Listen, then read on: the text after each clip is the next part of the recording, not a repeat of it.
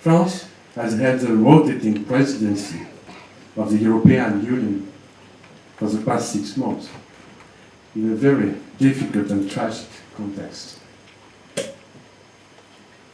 We are currently facing the Russian invasion of Ukraine. In this regard, I thank Fiji and the Pacific Island countries for their support to the international community's action. Unfortunately, this war could last a long time.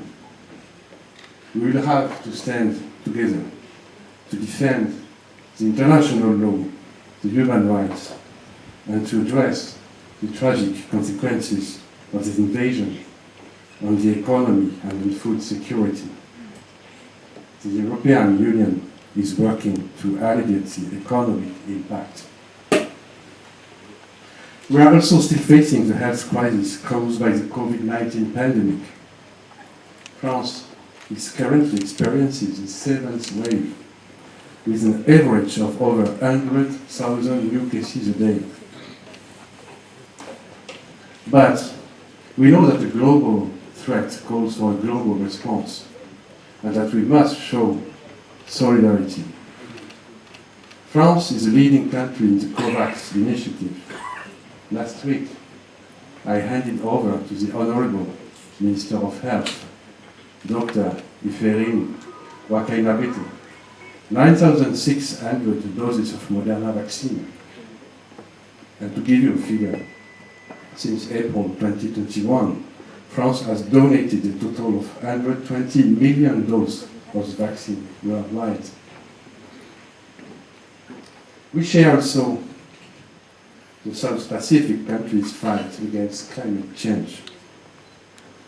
We share it because we carry a constant message of commitment in international forums. Everyone is aware of the Paris Agreement reached at COP21. Last February, France organized the One Ocean Summit to once again mobilize all the actors in this fight.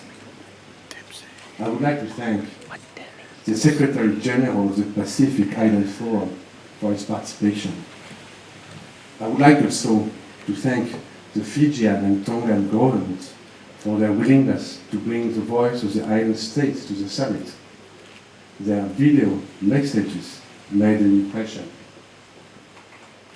This fight is about the consequences of climate change, the protection of biodiversity, the control of illegal fishing, or again plastic pollution. We share it, this fight against climate change, because France is a South Pacific country, thanks to New Caledonia, French Polynesia, and Wallis and Futuna. France is Fiji's closest neighbor, even before Vanuatu. We are experiencing the same problems of the impact of climate change on island environments.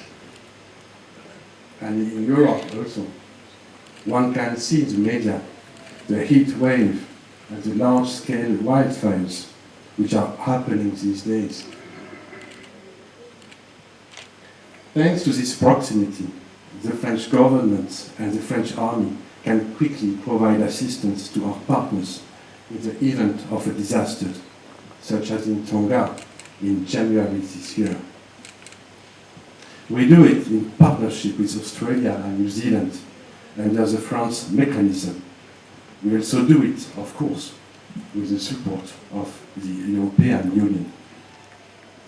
Coming Thursday, along with the High Commissioners of Australia and New Zealand and a representative from the Republic of Fiji military forces, I will be honored to go to Lekutu, where the French army participated into the reconstruction of the secondary school damaged by Cyclone Yasa in December 2020. The French army also cooperates actively on environmental protection issues, such as the fight against illegal fishing and maritime surveillance. Thanks again to this proximity, we can act against the effect of climate change with nature-based solutions. This is the aim of Kiwa initiative. It brings together France, EU, Australia, New Zealand and Canada.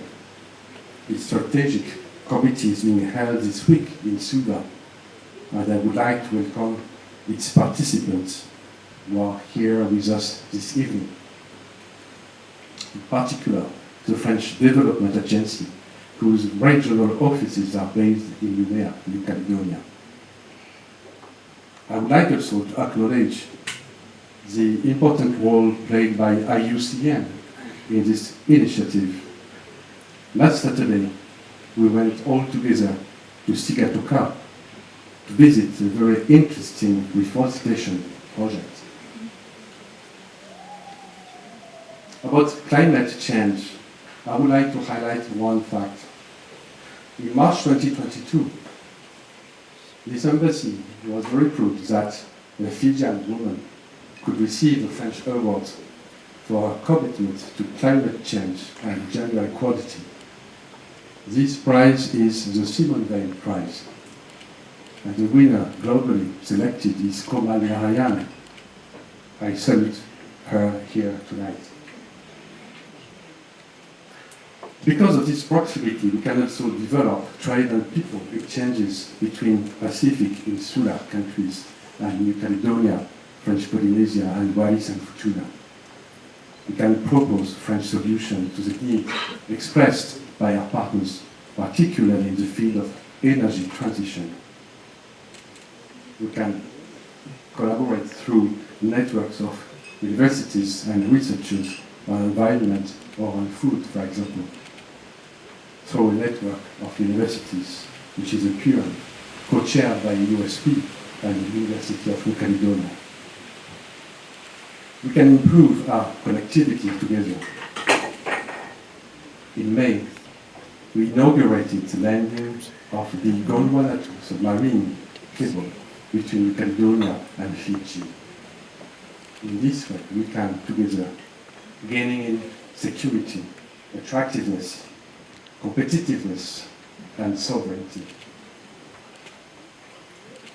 This proximity is also played out here in Fiji. Thanks to the Alliance Française de Suva, the director Manuel and all the team who is here today, I saw them. The Alliance actively promotes French culture and language, and I thank them for that. And I really trust that the Fijian government could help us resolve its status problem quickly. Thanks also to our French community that I salute this evening. They contribute actively to the country's economy and development. And finally, thanks to my dream team at the embassy for the organization of this event and to all the partners of this event help us to organize this today. Last but not least, this proximity is played out in the sport field.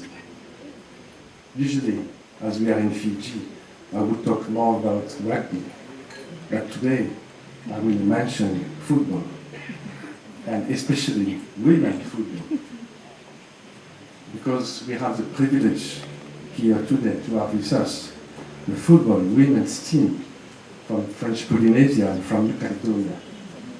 They are here to be part of the Oceania Football Cup.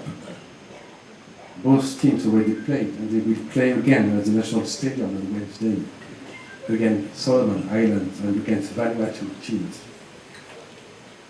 I could see them training hard on Albert Park. I attended the game yesterday evening, which opposed the New Caledonia and Fiji, and really it was enjoyable, even though difficult game. Warm thanks to both the teams for being here today, and I wish you all the best for the next games. Sports diplomacy is an important part of the activity of this embassy, and we will have many opportunities to welcome athletes from the South Pacific in France in coming years. in 2023 for the Rugby World Cup, in 2024 for the Olympic and Paralympic Games, and I know the Fasadok is here with us today. In 2025 for the Rugby League World Cup, which will also take place in France, and in 2027 for the Pacific Games in Tahiti. Thank you in advance to all the Fijian athletes and players for sharing with us the values of sport and for raising the level of competition. Allow me to thank our loyal sponsors, to conclude, who have made this evening possible. Total Energy Fiji, Bright Bank, Tétinger Champagne, Calédonienne des Eaux, Pacific Energy, Colas, Bolloré, Airbus, The Radisson, Fiji Water, Eurocars, Coca-Cola, Paradise Beverage, and Victoria Wines. In conclusion, I thank Fiji, the government of Fiji, but also the people of Fiji, and also the Kingdom of Tonga, Kiribati, Nauru, and Tuvalu for their hospitality and their friendship for France. I would like to propose you now to raise a glass to our friendship.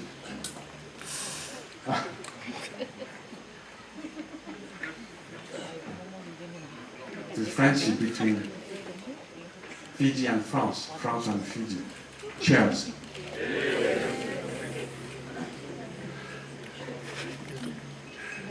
Have a great evening.